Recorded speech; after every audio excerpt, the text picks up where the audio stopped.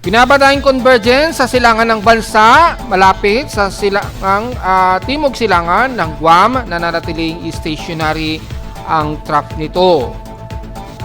At buong bansa magiging moderate and fairly weather na ngayon sa halos nalalabi ng bansa. Mga ilan na lamang na mga isolated rain showers iiral sa ibang bahagi ng Northern Luzon at eastern portions ng Visayas.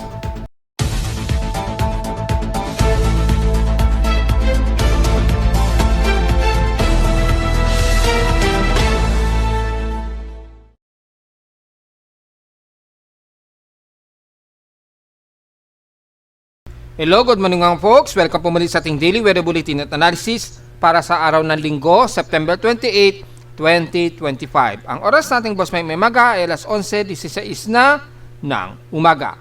Mostly moderate at makikita natin sa buong bansa halos fairly weather na ang umiiral. So umiiral na nga po yung easterly natin o easterlies natin sa dagat Pasipiko, kaya asahan ang unti-unti na naman na maaraw at malinsangan ng panahon natin. Siyempre, hindi pa rin mawawala ang mga kalat-katapog ulan na magsisimula muna sa silangang bahagi po ng bansa dahil sa pagsalubong nga po ng easterlies, yung mainit na hangin sa dagat Pasipiko at yung medyo katamtaman at medyo malamig-lamig na hangin dito sa may bandang kanluran po dahil medyo meron pa rin mga saturation o yung moisture dito sa may bandang kanluran, kaya nagkakaroon pa rin tayo ng mga water vapor. Ayan, kitang-kita naman po sa Doppler radar na may mga kalat-kalat na pag-ulan ang maaring iiral pa rin sa iba't ibang bahagi sa silangang bahagi ng Luzon, kabilang na ang bandang Bicol region. Pero generally, halos magiging katamtaman na ang lagay ng panahon natin sa buong bahagi ng buong Luzon. At mas moderate at fairly weather naman sa lalabi ng Visayas at Mindanao. So mga manaka-naka na lang ang mga pag-ulan ang inaasahan natin ngayong araw. Sa ating lightning detection system, meron tayong nai-record na 2 lightning strike na active so far. Kanina yan sa may bandang Quezon Province. So, ibig sabihin, nagkaroon po sila ng mga localized thunderstorms mula kaninang madaling araw siguro o bandang umaga. So, kung i-double check natin sa ating lightning detection system, wala tayong masyadong lightning strikes na nadedetect ng aking lightning detection system sa Caloocan. Yan, medyo may nadedetect lang na konting pulse, malamang mga isolated lamang malamang yan o ibang mga localized thunderstorms ang inaasahan. So, makikita po dito na medyo nakakadetect ng active na lightning strikes ang aking lightning detection system sa Caloocan. So kapag ganyan po ang nangyayari, probably ay may nadedetect na malapit na lightning strikes dito at medyo aktibo po ito. Yan po, medyo aktibo siya. Oh. So kung malapit man yan, ang pinaka-closest sa amin, mga 48 km ang radius, yung lapit sa amin sa Caloocan. So malamang yan dyan sa may bandang West Philippines, siguro ang expected na may mga pagkulog at pagkilat. So medyo i-ready na lamang ng payong dahil asahan ng mga isolated rain showers.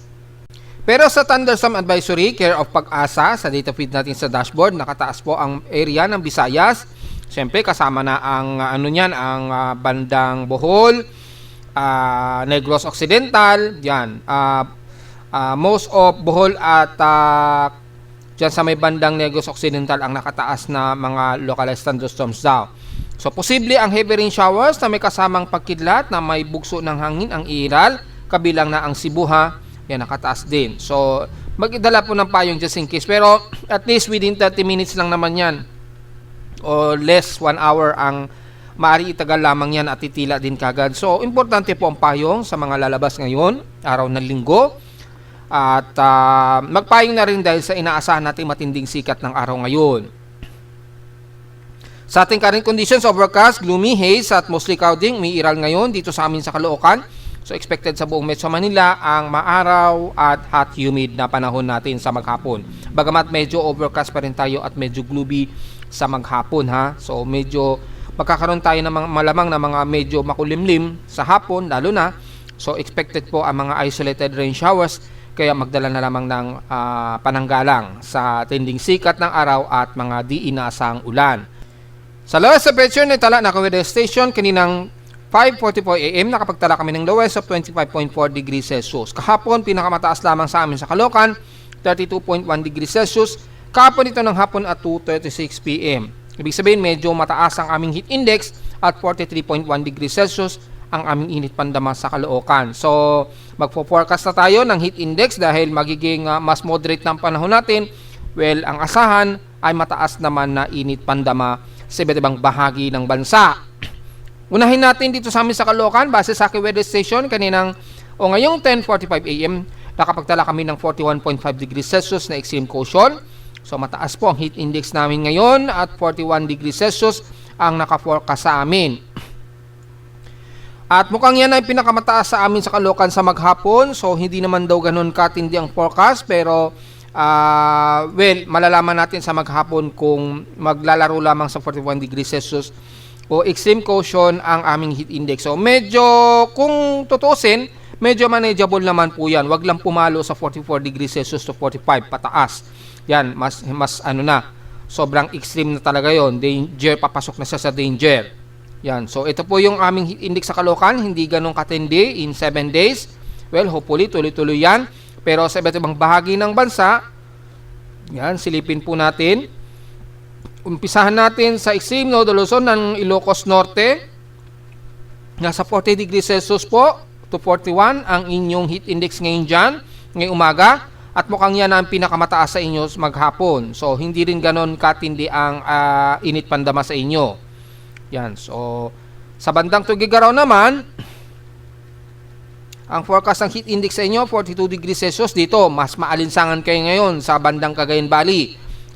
Mula 43 papalo yan sa mas mataas sa 45 degrees Celsius mamayang alauna hanggang alas 2 ng hapon. So wag masyadong mag-dehydrate dahil grabe, danger po o delikado ang masyadong ma-dehydrate ngayong hapon. Lalo na mamayang alauna po hanggang alas 2. Papalo daw sa 45 degrees Celsius ang inyong init pandama. So matindi po ang inyong alinsangan dyan. At sa bandang Santiago, Isabela naman ay mataas din. 41 degrees Celsius ngayong umaga, pero mamaya hapon papalo pa yan sa 44 degrees Celsius mamayang alauna ng hapon. So kayo po ang may mas maalinsangan ngayon at matinding init pandama. Huwag masyadong magpa-dehydrate. Sa Dagupan naman, sa Pangasinan, nasa 41 degrees Celsius po ang heat index sa inyo, pero yan na ang pinakamataas sa inyo hanggang 12 o'clock daw ng tanghali.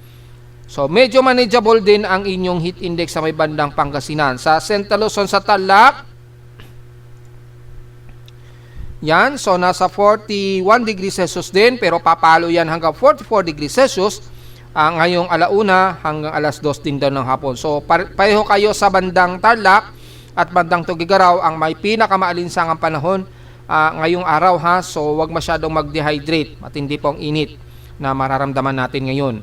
At sa bandang Batangas naman ay mas maalinsangan din ang aasahan sa inyo. 43 degrees Celsius po ang kasalukuyan yung heat index, which is yan na yung pinakamataas sa inyo ngayong umaga. So mas maalinsangan kayo ngayon dyan at matindi ang heat index sa Batangas. Sa bandang Occidental Mindoro naman sa San Jose,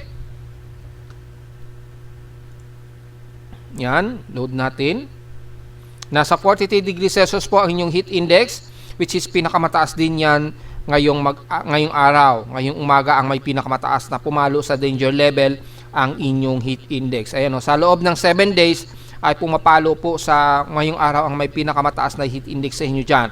Napapalo nga po ng 43 degrees Celsius, delikado po ang magbilad masyado. Dito naman sa Mayan Puente Princesa, pinakamataas na sa inyo ay 40 degrees Celsius ngayong 11 hanggang 12. So medyo manageable naman kahit papano. Wag na lamang masyadong magbilad, magdala po ng payong mga folks. At sa bandang Cebu naman ay hopefully hindi ganun katindi. Medyo lang, 43 degrees Celsius po ngayong 11 na pinakamataas na danger level daw ang forecast sa inyo, which is pinakamataas na po yan sa Cebu ngayong araw. Kaya wag masyadong mag-dehydrate. Ayan o, sa may bandang Central Visayas sa Cebu. So mag-ingat po mga folks at uminom ng maraming tubig just in case na nasa labas kayo ngayong araw. At sa may bandang Mindanao naman, hindi naman ganun katindi ang heat index sa inyo. The 39 degrees Celsius po ang pinakamataas sa Davao City ngayong araw. So malamang ay medyo makulimlim kayo dyan at may mga kalat-kalat siguro na mga pag-ulan or very overcast lang siguro. Sa may bandang Zamboanga Peninsula, mukhang hindi rin ganun katinding inyong init pandama dyan.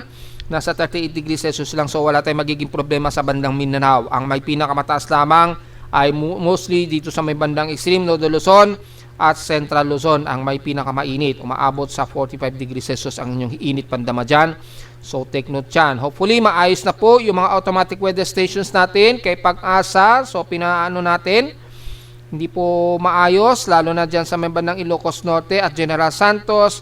Hindi pa po okay ang ating automatic weather station dyan. Pakiayos naman po sana mga folks yung lagay natin dyan sa ating automatic weather station. Sana naman po ay maayos natin para meron tayong official record ng mga automatic weather station sa iba't ibang panig ng bansa na makikitaan natin na kung ano ang may pinakamatataas na temperatura talaga kahit papaano po. So sana maayos yan mga folks. Pero the rest, makikita natin ang highest heat index sa ngayon ay ang bahagi nga ng Lawag Ilocos Norte na may 44 degrees Celsius ang alinsangan dyan. Ayun, grabe. So sa highest temperature, so far ang bandang Batak, yan, ang bandang Batak ang may pinakamataas so far, yung highest temperature, pero highest heat index ang Lawag Ilocos Norte. Yan. Yan po ang may pinakamataas. So makikita natin ang Lawag Ilocos Norte ang may pinakamataas na heat index ngayong umaga. Huling record nila 11 o'clock po, ayan o. So ito kasi mukhang sira yung AWS nila sa Batak, Ilocos Norte at General Santos. Yan.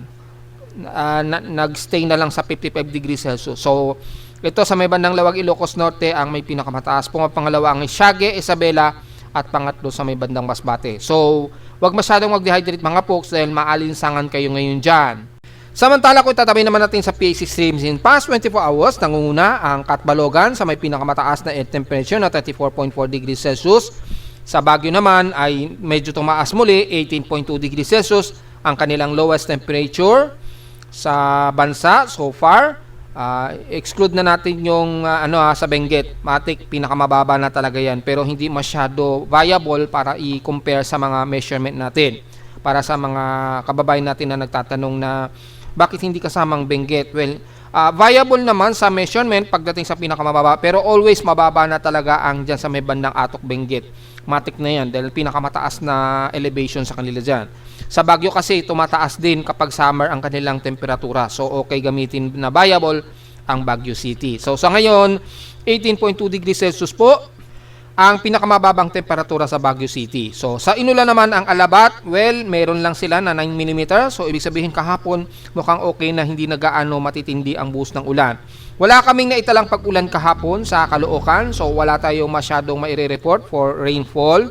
Dahil nga po mula kahapon na nag-report tayo ay moderate at unti-unti na nga po very improved condition na po ang halos buong bansa.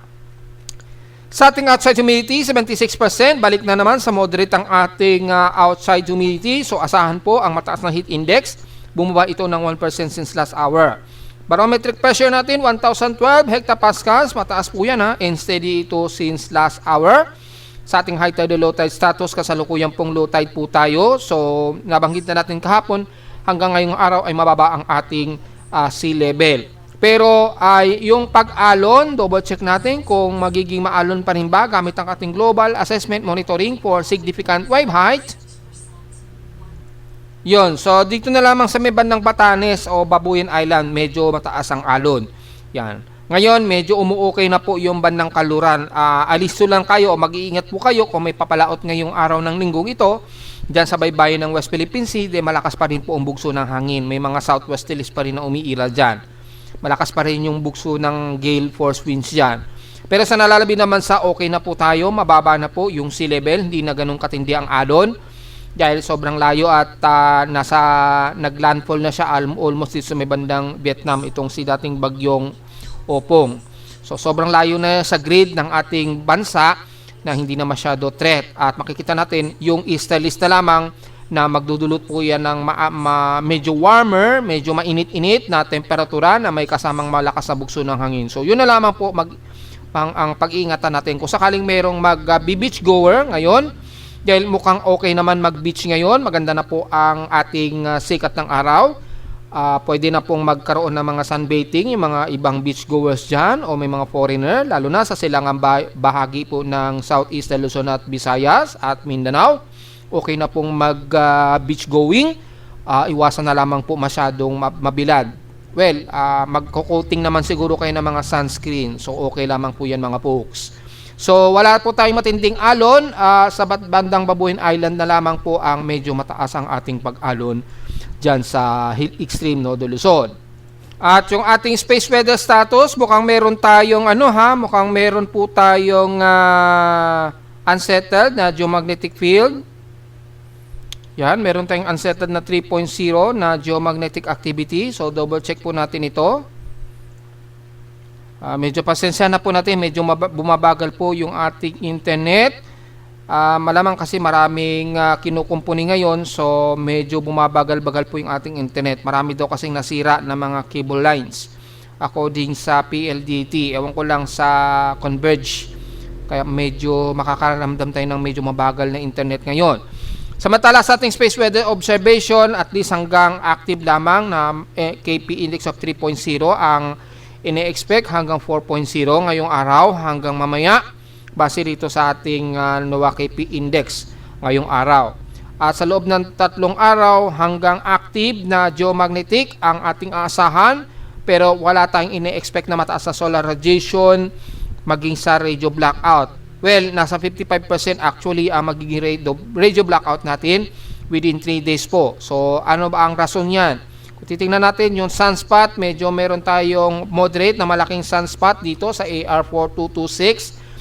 Although hindi 100% nakatutok sa Earth ito, merong nakatutok na sunspots itong AR4230, pero hindi ganun kalakihan. Ang sunspot number natin 172, medyo malaki-laki yung sunspot number. So normal naman na ating solar wind. Meron lang mga ilang burst na umiiral sa may bandang around 5 o'clock at 8:30 o'clock position ng ating haring araw, yung burst ng solar wind. Wala namang nakataas na alert yan sa ating PIMO weather, space weather observation. Wala namang nakataas na alert. Maging yung ating KP index forecast, hanggang unsettled lamang to quiet ang status. So wala masyadong problema sa X-ray flux at yung ating GOS X-ray flux din, o yung photon flux. So probably hanggang unsettled lamang to active ang maaaring mararasan natin sa Earth. Kaya medyo magde-distort lang ating magnetosphere. Yan, dahil sa impact. Pero medyo manageable naman yung impact niya. Siyempre, hindi mawawala ang TEC o ionospheric error range. Diyan sa may bandang Mid-Pacific, kasama na ang Pilipinas, umaabot po sa moderate to high yung TEC range. Dahil po dito sa matinding TEC range, ito nakakaranas tayo ng medyo mahirap na transmission ng internet. Kasi ang worldwide internet, nagtatravel ito dito sa may most of area ng Mid-Pacific. Ayan o. So, matindi, mataas, more than 90 to 100 TECU yung ionospheric range error. So ito malamang ang isa sa magiging suspect natin kung bakit medyo mahirap o medyo mabagal ngayon ang ating internet. Mataas yung total electron content natin sa may bandang Mid-Pacific. Yan. So dahil mataas po masyado, ay expected medyo magkakaroon tayo ng medyo mabagal o slow internet transmission po. So yun lamang po ang ating report sa space weather. Wala naman tayong ina-expect na auroral activity. Yung plasma density ngayong araw hanggang nitong katapusan nga po 28, hindi naman ganun kataas ang magiging impact. Mga moderate lamang yung arrival ng plasma density. Malawak nga lang kasi yung plasma density niya, yun, medyo tataas lang siya sa bandang unang linggo nga po na October malamang. Kaya posible magkaroon tayo ng medyo mga sunod-sunod na mga ionospheric error o TEC error. Yun, mababa naman yung D-region absorption, so walang problema. Magiging poor lamang tayo between 40 meter to 80 meters at sa gabi 10 to 12 meters. Yung ating very high frequency bands, halos close po ito. So EME degradation, mababa. Kaya expected lamang natin na magkakaroon tayo ng mga ilang slow internet transmission. Nakaka-interrupt yan kasi. So medyo konting pasensya muna, lalo na yung ating internet ngayon ay may kabagalan ngayon. Yan po. Dahil na rin sa epekto na rin ng space weather natin ngayong araw. At yung ating air quality po ay moderate, 51 ang index. So medyo mataas-taas po ang ating air pollution ngayon. Magmas po tayo sa mga sensitibong mga baga. Sa ating almanac, sumikat ang haring araw kaninang 5:45 AM at lulubog po ito mamayang 5:47 PM. At ang moonrise na waxing crescent na po, 33% illuminated, ay kaka-moonrise lamang nito malamang ngayong 10:52 AM. Yan, kaka-moonrise pa lamang po, 9 degree elevation. At lulubog po ito mamayang alas 10 na po ng gabi at 10:10 PM. So matatanaw na natin yan bago lumubog ang araw, matatanaw na natin yan. At sa ating local weather outlook para ngayong linggo hanggang bukas ng Lunes, magiging partly cloudy ating maghapon na may kasamang mga pagkulog at pagkilak. So madalas magkakaroon na naman tayo ng mga associated rainfall sa maghapon hanggang bukas ng Lunes na po yan. Tsansa na pag-ulan ngayong araw, 80 to 84%. Bukas ay nasa 90% daw ang tsansa ng pag-ulan bukas yan ng Lunes.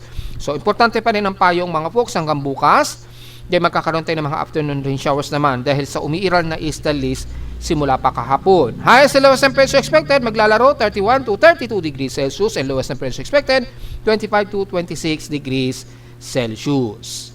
So diretso po tayo sa ating ginagamit na satellite imagery. Makikita po sa ating natural color na halos wala tayong masyadong kaulapan sa halos buong bansa. May mga ilang kaulapan lamang ang iiral sa ilang bahagi ng Extreme Northern Luzon, lalo na sa bandang kaluran ng Ilocos Sur, Benguet. May mga ilang partly cloudy to mostly cloudy lamang ang iiral dyan. Kitang-kita naman. Medyo pahirapan kasi ang load ng ating internet. So hanap tayo ng ibang satellite active. Yan. Dito.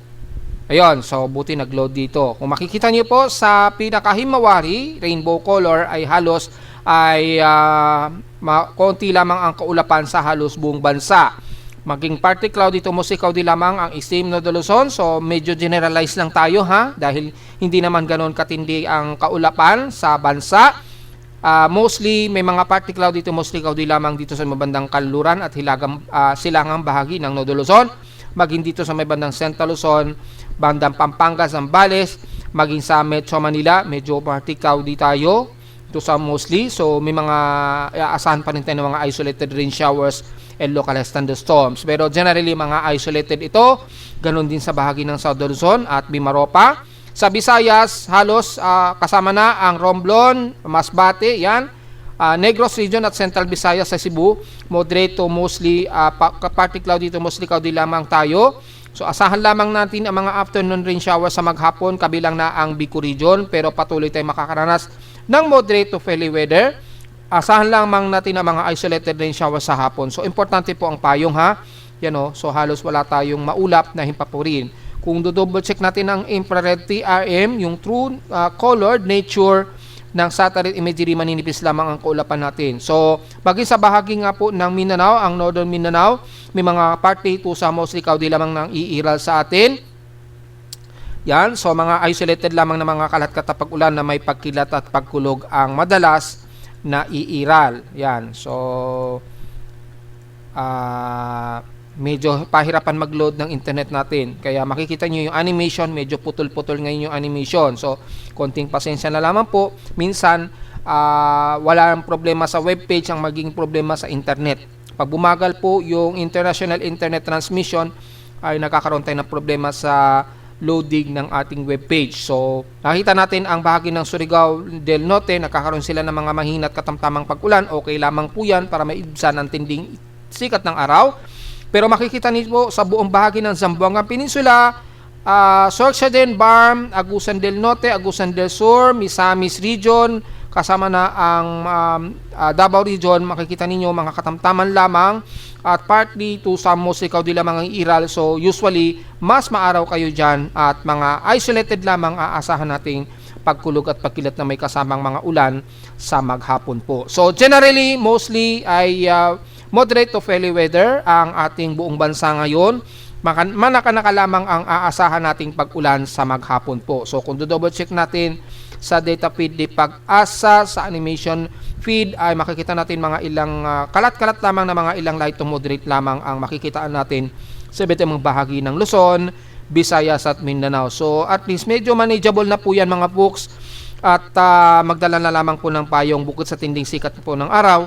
Expected lamang natin ang mga isolated case of rain shower. So, ganun lamang po. At makikita naman natin sa satellite imagery ay hindi na natin masyado ramdam muna ang habagat dahil sumasama muna siya dito kay dating bagyong Opong. Ayan, so niraragasan na ngayon ang bandang Vietnam.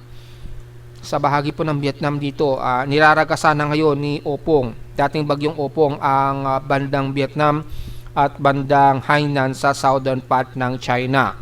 Dito sa Pilipinas, okay lamang po, so wala tayong masyadong magiging problema. Magkakaroon man ng mga buhos ng ulan, hindi naman siya tumatagal ng mahigit 1 oras ang magiging buhos ng ulan. So yun lamang po ang magiging report natin sa ngayon. Importante po ang payong sa mga lalabas ngayong araw. Kung i-double check naman natin gamit ang MSLP o rainfall forecast ngayong araw, makikita po natin ang silangang bahagi nga po ng bansa, ang kalimitan magkakaroon ng mga water vapor at mga associated rainfall sa maghapon dahil po sa easterlies. Ayun, yung may mga surface trap na umiiral dyan, lalo na sa baba ng Bicol region. So probably ay ang most of eastern part ng ating bansa magkakaroon tayo ng mga associated or mga occasional rain showers po sa hapon. Yan, maging sa bandang Bicol region at Eastern Visayas, pero hindi naman matitinding buhos ng ulan yan. Probably mga ilang light to moderate yan or mga minsan na buhos ng ulan na hindi tumatagal ng more than 30 minutes at titila din kagad. Yan. Pero sa nalalabi sa kanluran, halos fairly weather naman. Yan, makikita natin walang gaanong mga pag-ulan ngayong umaga, pero kung titingnan natin mamayang hapon, starting 2 o'clock PM onwards, ay makikita po ay halos mga kalat-kalat lamang na pag-ulan ang iiral na mamayang hapon daw sa may bandang Kanluran. Maging sa may bandang Extreme, Luzon, Metro Manila at ilang parte ng Mimaropa. So mga associated lamang na mga occasional rain showers lamang ang iiral sa atin sa maghapon. Kabilang na ang bandang Panay Island at Negros Region, sa Mindanao naman, sa may bandang Davao Region at ilang portions ng Zamboanga Peninsula. Sa Bicol region, magkakaroon din kayo ng mga isolated case of rain showers. So mukhang magkakaroon tayo ng mga afternoon rain showers. Hindi naman matindi ang mga buhos ng ulan nito, kaya importante po magdala na lamang ng payong mamayang hapon. Yan, mga 2 o'clock PM onwards daw yan. Magkakaroon tayo ng mga associated nga po na mga occasional rain showers lamang. Well, yan talagang epekto ng easterlies, just in case. At mula naman mamayang gabi ay magiging maulan daw ang bandang kanluran ng Visayas, sa may bandang Sorsogen at Zamboanga Peninsula sa may Mindanao. Yan, so mukhang magkakaroon tayo ng mga ulan sa gabi at madaling araw. Sa Extreme Northern Luzon naman, ang bandang Isabela or bandang Tugigaraw, magkakaroon daw kayo ng mga ilang kalat-kalat na pag-ulan dyan mamayang gabi. So importante na lamang po ang payong just in case may mga kababayan tayo na nasa labas pa rin sa mga oras na yan. Metro Manila, isolated din daw, probably mga mahihinang pag-ulan ito, probably. So magre-rain na naman po ngayong hapon at gabi dahil inaasahan daw ang mga isolated rain showers lalo na dito sa bandang Visayas at Mindanao. Ganon din sa ilang bahagi ng Bicol region at Metro Manila. So take note yan. Diretso agad tayo sa ating ginagamit ng computer-generated tropical cyclone sector, although hindi na epekto o malayo na po. Nasa bandang Vietnam na po kasi itong si Bualoy o dating bagyong Opong. Under category 1 typhoon pa nga po siya. So malakas pa rin talaga siyang rumaragas dyan sa area na yan. Kung tingnan natin sa pinaka-satellite imagery ng ating tropical cyclone sector, makikita po na kasalukuyan ngayon na niraragasa nga ang Vietnam at ilang bahagi ng southern China sa Hainan. Pero sa Pilipinas, yung ilang southwesterlies at trough na lamang ni dating bagyong Opong ang medyo nagpapang-abot dito, kaya nagkakaroon pa rin tayo ng mostly cloudy at mga inaasahang mga kalat-kalat na mga pag-ulan sa iba't ibang panig ng Luzon, kabilang na Metro Manila at most probably ang bandang Bicol at Visayas area. So mga ilang sep na lamang yan. At yung easterlies kasi ay medyo nagkakaroon tuloy ng generative water vapor sa silangang bahagi ng bansa na nagre-resulta nga po ng mga localized thunderstorms. So pero yung epekto ng bagyo ay hindi na natin ramdam sa bansa ngayon, kaya wala tayong masyadong maire-report dito dahil malayo na nga po yung presensya ni dating bagyong Opong. Ayan, malayo na siya at hindi na masyado ganun ka-sufficient pa na maire-report pa natin ito. Ayan. So ito po yung huling track ni dating bagyong Opong. At yung dalawang aktibong bagyong ito ay nanatiling malalakas pa rin despite na hindi na ito o masyado na itong malayo sa bansa. So wala tayong magiging komento dito sa mga kababayan natin sa Vietnam at Hainan. Medyo mag-ingat na lamang po dahil kasalukuyan na nasa category 1 typhoon pa yung si Bualoy na nagre-resulta na asahan ninyo na matitindi at bagsik ng hampas dyan sa may bandang Vietnam. So mag-iingat po. Wala naman sa ating Global Forecast Assessment Monitoring kung yung binabantay natin na convergence sa silangan ng bansa dyan sa malapit sa may bandang katimugan part ng Guam. Kasi marami na kagad kumakalat ang long range forecast. So wala namang problema kung long range forecast, pero wag muna tayong magbibigay ng conclusionary report na ito talaga ay magiging bagyo. So sinasabi lang naman nila in long range forecast kung magiging bagyo ito pag pumasok ito ng bansa ng Philippine Area of Responsibility, tatawagin talaga yan sa bandang bagyong Paulo. Pero dahil nga po sa real time natin ay insufficient pa yung kanyang coordinated at yung organized development niya, maging sa ating West Pacific Basin, hindi pa natin siya natatanaw dito, hindi pa masyado aktibo, although yung kanyang convergence very favorable pa rin daw. Kaya lang ay medyo naghihinder siya dahil sa malakas na daloy ng eastern list, kaya maaari pang bigla itong ma-dissolve o mag-scattered out na lamang bigla.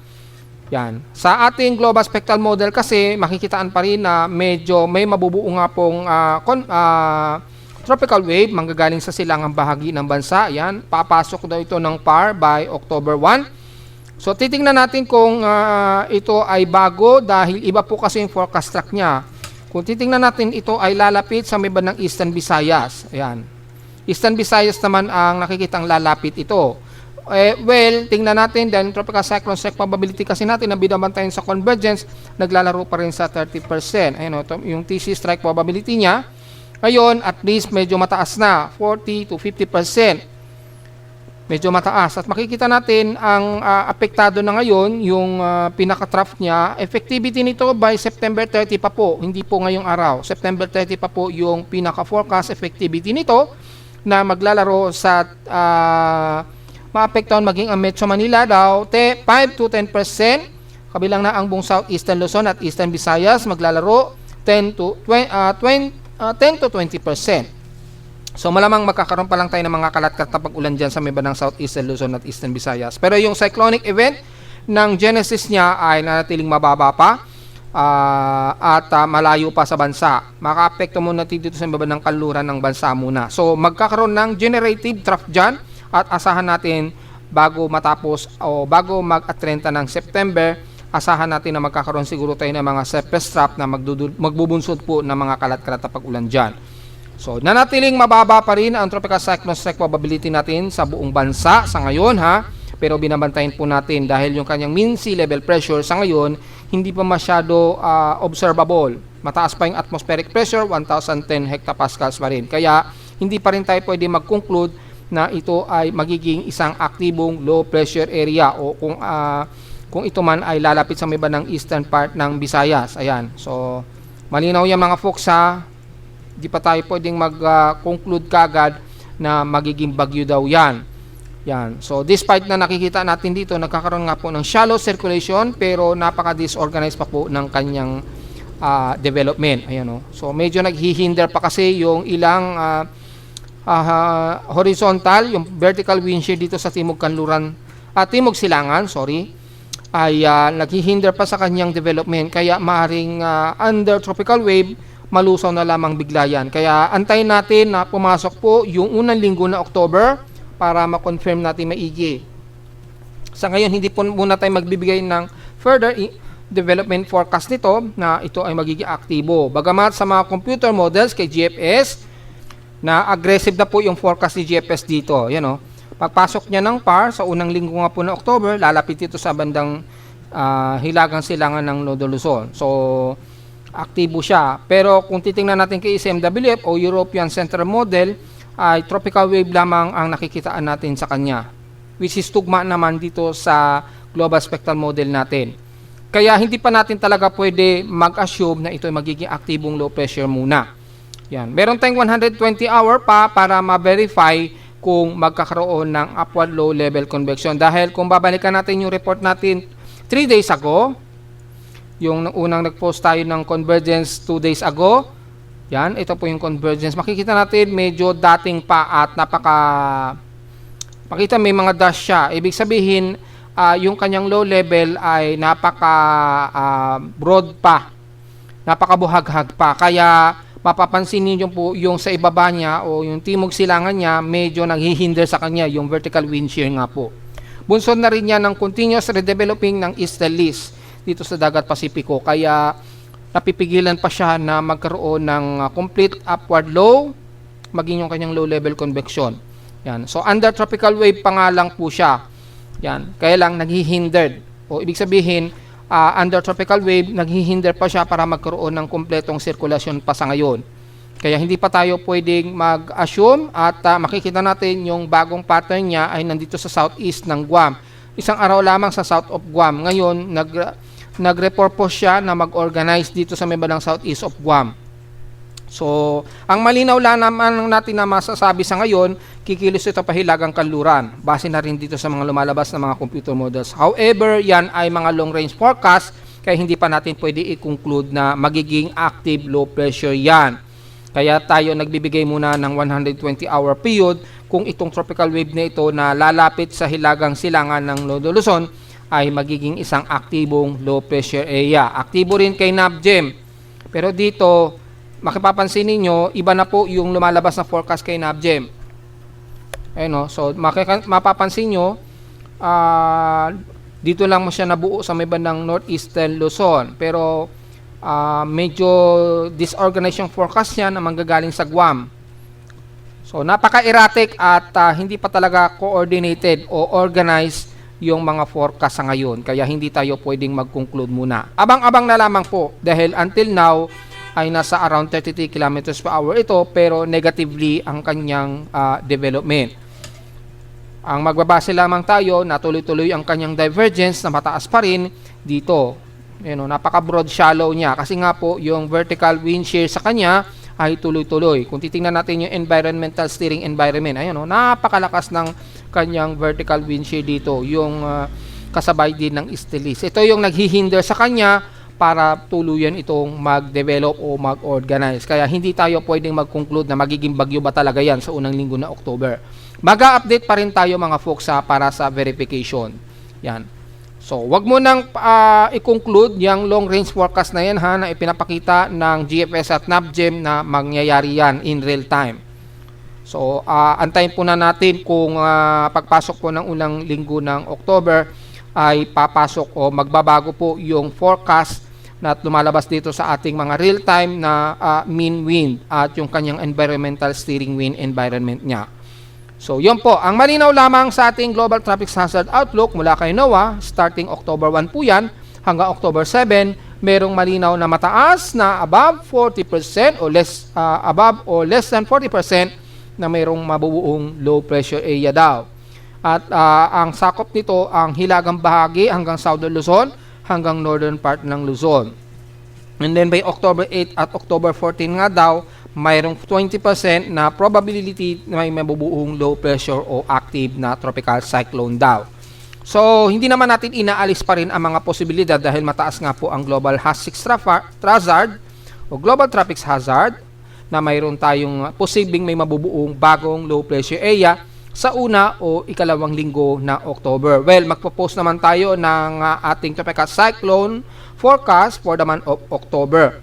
Siguro mga unang 2 araw siguro na October magpo-post po tayo. Malalaman natin kung manatili pa rin 2 hanggang 3 ang posibleng bagyo na mabubuo. Dahil ang peak natin kasi August to September ang maximum peak natin na maraming bagyo ang inaasahang mabubuo at papasok ng Philippine Area of Responsibility. So, yun lamang po sa ngayon ang ating magiging analysis, mga po. Samantala sa ulat lindol, well, wala naman tayong nadetect na medyo malakas-lakas, medyo noisy pa ng konti ang aking seismometer. So, normal lamang po yan. Pero makikita natin, wala naman tayong masyadong nadetect na medyo mayanig na mga pagyayanig dito. Base sa aking seismometer sa Caloocan, pero kung titingnan natin ng short period mula kay PBOX, ganun din. Bagamat marami ang mga minor earthquakes na naitala sa short period, seismograms ni PBOX, wala namang at least isang magnitude 4 ang naitala sa ngayon. So, ibig sabihin marami lang ang nadadagdagan ng mga pagyayanig pero wala tayong naitala so far na kahit isang magnitude 4.0 pataas. So, diretso agad tayo sa historical earthquake kung nakakailan o abot na ba sa more than 900 total earthquakes for the month of September dahil 2 araw na lamang po ang nalalabi para matapos ang month of September. So, for the month of September, nakaka-total of 904 earthquakes na po tayo. 850 dito is magnitude 2.0 pataas. 50 sa magnitude 4 at nanatiling 4 ang ating magnitude 5.0. And so far, wala tayong mas malakas na earthquake ang naitala bago matapos ang month of September. Hopefully, wag na po humabol ang magnitude 6. At wag na sana madagdagan yung 4 na magnitude 5.0. Pero at least nasa mahigit 900 na po ang ating total earthquake. So mukhang makakaabot pa sa 1,000 total earthquakes ang ating magiging register for the month of September. So kung pagbabasa natin yung annual earthquake frequency natin by magnitude, medyo humahabol na po ang year 2025 na tumataas na po. Although mas mataas pa rin kung level lamang, sa dami lamang ng level ng 12,000 ay nangunguna pa rin ang year 2022, 2020 at 2019 sa may pinakamaraming earthquakes. Well, titingnan natin dahil September pa lang naman, papasok pa ang October, so maaari pang magdagdagan yan. Sa ngayon, nasa 12,975 na po ang total earthquakes natin sa buong bansa starting January hanggang September ngayong taon. Yan pa lamang po yung kasalukuyan niya. So, mapapansin natin, kumpara last year, ay pinakamarami pa rin talaga last year. Yan. So,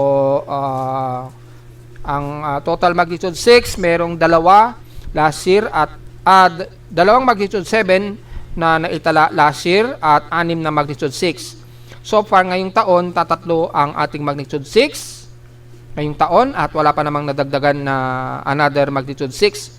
So mas marami pa rin last year, may 6 na magnitude 6 at may 2 magnitude 7 pataas. So far wala pa naman tayong naitala na kahit isang magnitude 7. So yun po ang latest na ating annual earthquake frequency natin. Mas marami pa rin last year, aalamin natin at natiling konti pa rin yung ating variation ng total earthquakes ngayong taon. So, yun lamang ang ating analysis at mag-update po tayo bago matapos ang taon. Malalaman natin ang comparison. At narito naman ating 3-day weather forecast para sa araw na linggo, September 28, 2025.